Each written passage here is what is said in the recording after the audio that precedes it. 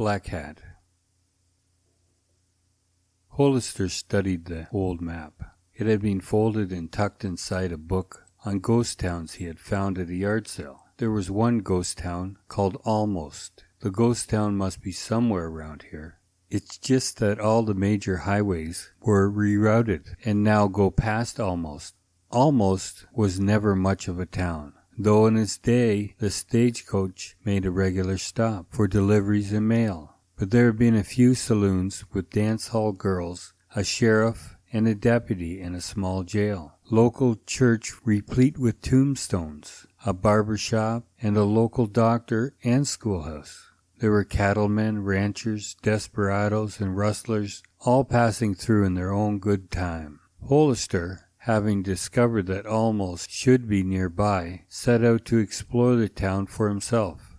Exiting the highway, he proceeded down dusty trails and dirt roads until he had thought he had completely turned himself around. But then there was a light ahead, a single white bulb over a sign that read, "Almost There Emporium." He pulled in, seeing that there wasn't any sign of life outside, exited his car, and entered the shop. The old gun felt great in his hand. The holster slipped around his waist, with slots for extra bullets on each side to be embedded in the leather.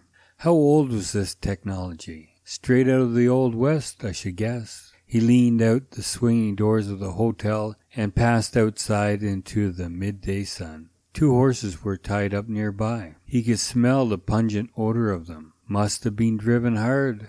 The road wasn't paved, just hard pan dirt compressed by people and horses and carts. "Hey, you there, Sidewinder." Sidewinder? That was a new one, thought Hollister. That's just another way of calling me a snake. "I'm talking to you, boy. We're not afraid of you. As a matter of fact, I'm making it my business to call you out. Heard you were fast once. Well, let's see what you got left." "Now listen here, stranger. I don't know who you are. I just came into town. I got no beef with you." "Listen to this, Charlie. He says he's got no beef with me, and he's the great Black Bart. Well, what's so great about you? In case you forgot, I will remind you. You are a ruthless killer. Cut down many in your day. Got a price in your head now. Wanted dead or alive. I intend to take you in. And in case you're wondering, I prefer you dead."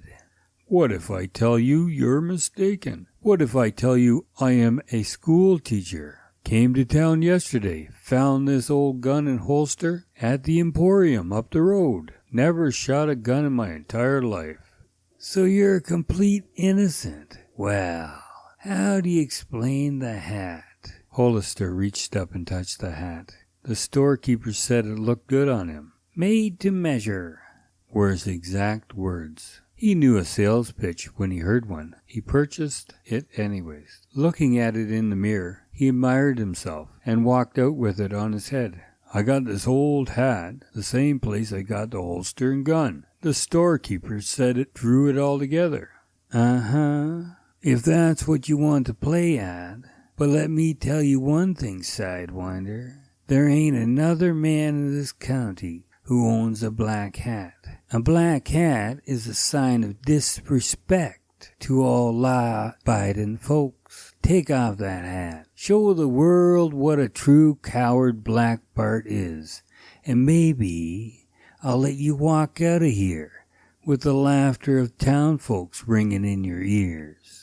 Hollister felt a twinge of resistance. It would be crazy to get into a gunfight, especially if he didn't know whether the gun was in working order. He reached down, pulled out the gun, twirled the barrel, and heard a series of clicks. Pushed his hat back to get the brim out of his eyes and stared down his opponent. He moved into the street, and people scattered to keep out of the way. "Now you let me tell you something, fresh-faced Pete. Guys like me, we chew up and spit out guys like you every day. You want your reward? What you'll get is your final reward. A one-way ticket to eternity. You better go home and say goodbye to your mother, 'cause you're not coming this way again. When I see her, I'll give her my condolences and tell how hell-bent you were on dying, and I didn't want to disappoint you. Black Bart, every boy who's fast with a gun dreams of the day they lay you in the ground. Then we get to wear the black hat, become known as the fastest gun in the West, make grown men shiver just to see us go by. Fresh-faced Pete, I think I'd like that. That's what I'm going to call you. You know how old this hat is? It's more than 100 years old. I guess people should stop to think about that. It means it stayed on my head undisturbed for 100 years. Nobody has been able to dethrone me in all that time. I don't even have room for another notch in the holster. You started out saying you were a school teacher. Now you're saying you are Black Bart. Just who are you? The evidence is before you. This is Black Bart's hat, isn't it? These are Black Bart's guns, aren't they? I got them on, haven't I? I'll leave you to draw your own conclusion, but don't draw them too slow. A murmur ran through the crowd. Black Bart widened his stance. His arms stretched out on either side of his revolvers. He narrowed his eyes in the sun. A voice rang out, "Don't do it, Black Bart." I know that voice. It's the shopkeeper's. I made a mistake. I sold you the wrong hat. You're not supposed to have that hat.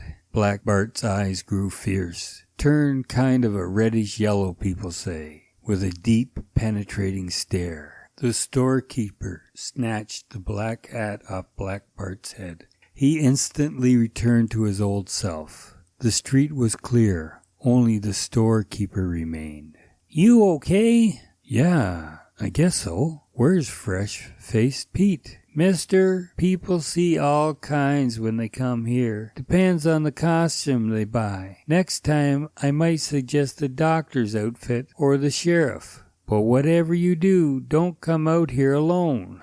Hollister laughed. He grabbed the black hat. He didn't feel a thing as the bullet passed between his eyes. He didn't feel himself hit the dirt face first. Fresh-Faced Pete reached for the hat.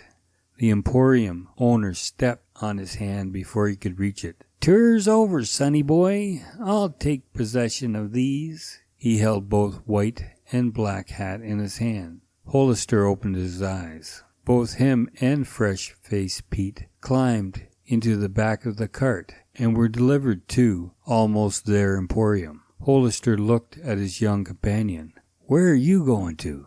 "There's supposed to be a ghost town near here, but every time I try to get there, I always seem to end up back here." "Same thing happens to me also." Hollister read the sign under the one lone bulb. Almost their Emporium. "There sure is something strange about this place.